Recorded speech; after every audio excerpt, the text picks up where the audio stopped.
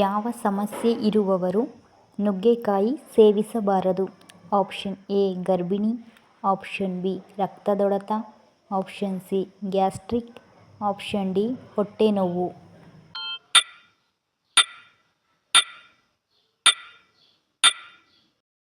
ಉತ್ತರ ಕೆಳಗಿನ ಎಲ್ಲವೂ. ತೂಕ ಹೆಚ್ಚಾಗಲು ಪ್ರತಿದಿನ ಎಷ್ಟು ಮೊಟ್ಟೆಗಳನ್ನು ತಿನ್ನಬೇಕು? ಆಪ್ಷನ್ ಎ 1ರಿಂದ 2, ಆಪ್ಷನ್ ಬಿ 2ರಿಂದ 3, ಆಪ್ಷನ್ ಸಿ 3ರಿಂದ 4, ಆಪ್ಷನ್ ಡಿ 4ರಿಂದ 5.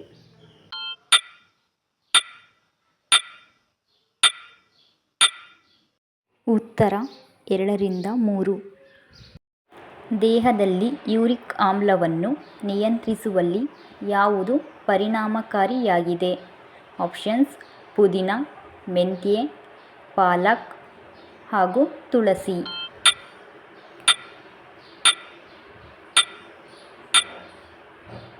ಉತ್ತರ ತುಳಸಿ.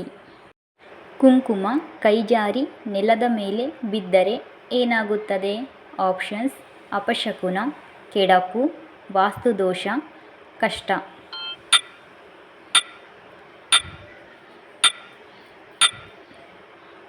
ಉತ್ತರ ಅಪಶಕುನ ಮತ್ತು ವಾಸ್ತುದೋಷ.